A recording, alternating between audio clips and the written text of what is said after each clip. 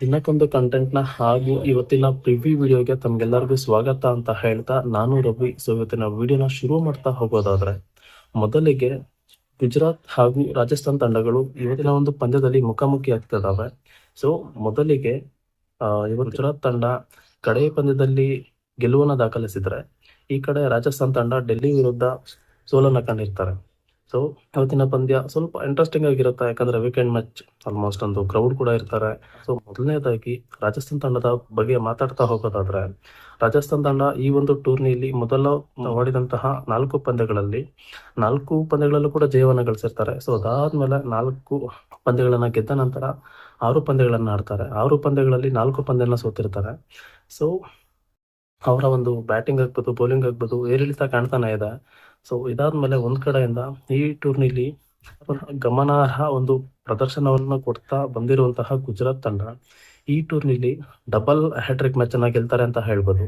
ಗುಜರಾತ್ ತಂಡ ಈ ಸೀಸನ್ ಅಲ್ಲಿ ಮೊದಲು ತಾವಾಡಿದಂತಹ 2 ಪಂದ್ಯಗಳಲ್ಲಿ ಸೋತ್ರೆ ಸತತ 3 ಪಂದ್ಯಗಳಲ್ಲಿ ಅಂದ್ರೆ ನಂತರ ಗೆದ್ದಿರ್ತಾರೆ. ಅದಾದ್ಮೇಲೆ ಸತತ 2 ಪಂದ್ಯಗಳನ್ನ ಕೂಡ ಸೋಲ್ತಾರೆ ಅವರು. ಮತ್ತಾದಾದ್ಮೇಲೆ ತಿರ್ಗಾ ಆಲ್ಮೋಸ್ಟ್ ಒಂದು ಹ್ಯಾಟ್ರಿಕ್ ಮ್ಯಾಚಸ್ ಅಲ್ಲಿ ಗೆದ್ದಿರ್ತಾರೆ. ಸೊ ಈ ಟೂರ್ನಿಲಿ ಡಬಲ್ ಹ್ಯಾಟ್ರಿಕ್ ಕಂಡಂತಹ ಯಾವ್ದಾದ್ರು ಒಂದು ತಂಡ ಇದೆ ಅಂದ್ರೆ ಅದು ಗುಜರಾತ್ ಮಾತ್ರ. So Rajasthan versus Gujarat Titans 2 ತಂಡಗಳು ಇವತ್ತು ಮುಖಾಮುಖಿ ಆಗ್ತಾ ಇದಾವೆ. ಈ 2 ತಂಡಗಳು ಕೂಡ ಪಾಯಿಂಟ್ಸ್ ಟೇಬಲ್ ನಲ್ಲಿ ಅವು 4 ರಾಜಸ್ಥಾನ್ ಇದ್ರೆ 5ನೇ ಪ್ಲೇಸ್ ಅಲ್ಲಿ ಗುಜರಾತ್ ಇರುತ್ತೆ. ಸೊ ನೋಡೋಣ ಇವತ್ತು ಯಾರು ಗೆಲ್ತಾರೆ ಅಂತ. ಇವತ್ತು ಗೆದ್ದ ತಂಡಕ್ಕೆ ಅಂದ್ರೆ ಈಗ ಹೈದರಾಬಾದ್ ಫಸ್ಟ್ ಪ್ಲೇಸ್ ಅಲ್ಲಿ ಇದೆ. ಸೊ ಇವತ್ತು ಗುಜರಾತ್ ಗೆಲ್ಲಬಹುದು ಅಥವಾ ರಾಜಸ್ಥಾನ್ ಗೆಲ್ಲಬಹುದು. ಇವೆರಡು ತಂಡಗಳಲ್ಲಿ ಯಾವ ಒಂದು ತಂಡ ಗೆಲ್ಲತ್ತೋ 2ನೇ ಪ್ಲೇಸ್ ಅನ್ನ ಮಾಡ್ತಾರೆ ಅಂತ ಹೇಳ್ಬೋದು. ಯಾಕಂದ್ರೆ 2 ತಂಡಗಳು ಕೂಡ ಈ ಒಂದು ಟೂರ್ನಿಲಿ ತನ್ನ 6 ಪಂದ್ಯಗಳನ್ನ ಗೆದ್ದಿರೋದ್ರಿಂದ ಸೊ 2 ತಂಡಕ್ಕೂ ಕೂಡ ಈ ಒಂದು ಪಂದ್ಯದಲ್ಲಿ ಸೊ ಇದಾದ್ಮೇಲೆ ರಾಜಸ್ಥಾನ್ ತಂಡದ ಒಂದು ಬ್ಯಾಟಿಂಗ್ ಅಥವಾ ಬೌಲಿಂಗ್ ಯಾವ ರೀತಿ ಇದೆ ಅಂತ ನೋಡ್ತಾ ಹೋಗೋದಾದ್ರೆ, ಬ್ಯಾಟಿಂಗ್ ಬಗ್ಗೆ ಮಾತಾಡೋದಾದ್ರೆ ಮೊದಲನೇದಾಗಿ ವೈಭವ್ ಸೂರ್ಯವಂಶಿ ಅವರಾಗ್ಬೋದು, ಯಶಸ್ವಿ ಜೈಸ್ವಾಲ್ ಅವರಾಗ್ಬೋದು, ಧ್ರುವ್ ಜುರೇಲ್ ಆಗ್ಬೋದು, ಮತ್ತೆ ನಾಯಕ ಏರಿಯಾ, ಮತ್ತೆ ಸೌತ್ ಆಫ್ರಿಕಾ ತಂಡ ಪೆರೇರಿಯಾ ಅವರಾಗ್ಬೋದು, ಮತ್ತೆ ಜಡೇಜಾ ಅವರಾಗ್ಬೋದು, ಇವ್ರ ಕಡೆಯಿಂದ ಒಂದು ಒಳ್ಳೆ ರೀತಿಯಲ್ಲಿ ರನ್ ಬರ್ತಾ ಇದೆ. ಸೊ ಲಾಸ್ಟ್ 1ನೇ ತಾರೀಕು ಪಂದ್ಯವನ್ನು ಆಡ್ತಾರೆ.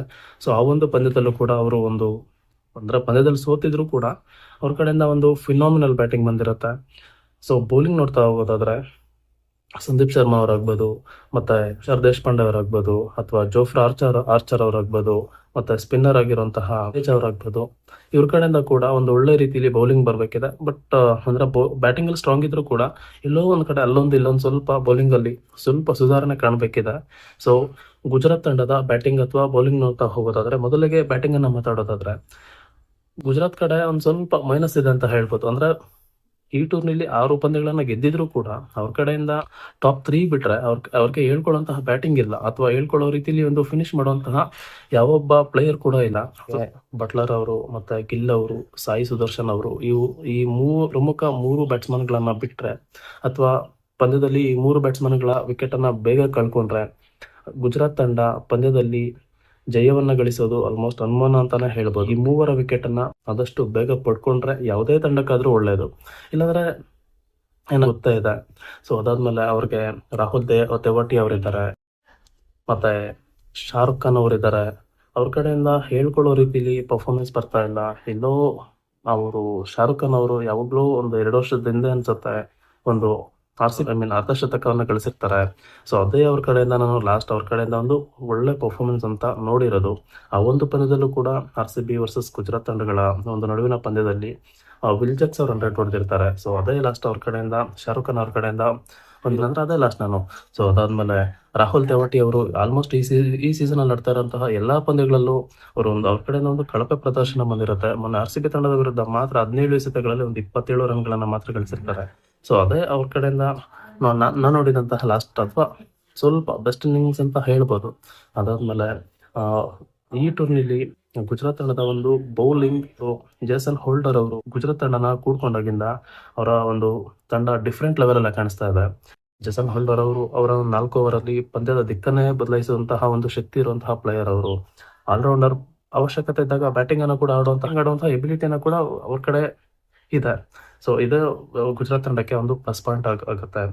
ರಶೀದ್ ಖಾನ್ ಅವರು ಕೂಡ 4 ಓವರ್ನ ಕಂಪ್ಲೀಟ್ ಮಾಡೇ ಮಾಡ್ತಾರೆ. ಸಿರಾಜ್ ಅವರು ಆರಂಭಿಕ ಓವರ್ನ ಅವರೇ ಮಾಡ್ತಾರೆ. ಸೊ ಅವ್ರಿಗೂ ಕೂಡ 4 ಓವರ್ ಕಂಪ್ಲೀಟ್ ಆಗಿ ಸಿಗುತ್ತೆ ಬೌಲಿಂಗ್ ಮಾಡೋಕೆ. ಪ್ರಸಿದ್ಧ ಕೃಷ್ಣ ಅವರನ್ನ ಈ ಒಂದು 3 4 ಮ್ಯಾಚಸ್ ಅಲ್ಲಿ ಅಥವಾ ಕಳೆದ 2-3 ಪಂದ್ಯಗಳಿಂದ ಅವ್ರನ್ನ ಆಡಿಸ್ತಾ ಇಲ್ಲ. ಸೊ ಅದಾದ್ಮೇಲೆ ಕಗಿಸೋ ರಬಾಡ ಅವ್ರ ಕಡೆಯಿಂದ ಕೂಡ ಒಂದು ಒಳ್ಳೆ ಪರ್ಫಾರ್ಮೆನ್ಸ್ ಅಥವಾ ಒಂದು ಒಳ್ಳೆ ಎಕಾನಮಿಲಿ ಈ ಗುಜರಾತ್ ತಂಡದ ಆಲ್ಮೋಸ್ಟ್ ಎಲ್ಲಾ ಪ್ಲೇಯರ್ಸು ಕೂಡ ಒಳ್ಳೆ ಪರ್ಫಾರ್ಮೆನ್ಸ್ ಅವ್ರ ಕಡೆಯಿಂದ ಬರ್ತಾ ಇದೆ. ಸೊ ನೋಡೋಣ ಏನಾಗುತ್ತೆ ಅಂತ. ಇವತ್ತು ಶನಿವಾರ ಆಗಿರೋದ್ರಿಂದ ಯಾವುದೇ ರೀತಿಲೂ 2 ಪಂದ್ಯ ಇನ್ಮೇಲೆ ಇರಲ್ಲ. ಅಂದ್ರೆ IPL ಇಲ್ಲಿಂದ ಅಂದ್ರೆ ಲಾಸ್ಟ್ ವೀಕ್ ಎಲ್ಲ ಇರಲ್ಲ. ಇವತ್ತು ಶನಿವಾರ ಆಗಿರೋದ್ರಿಂದ ಒಂದೇ ಪಂದ್ಯ ಇರುತ್ತೆ. ನಾಳೆ ಸಂಡೇ ಮ್ಯಾಕ್ಸಿಮಮ್ 2 ಪಂದ್ಯ ಇರ್ತವೆ. ಸೊ ಇವತ್ತು ವಿಡಿಯೋನ ಇಲ್ಲಿಗೆ ಮುಗಿಸ್ತಾ ಇದ್ದೀನಿ.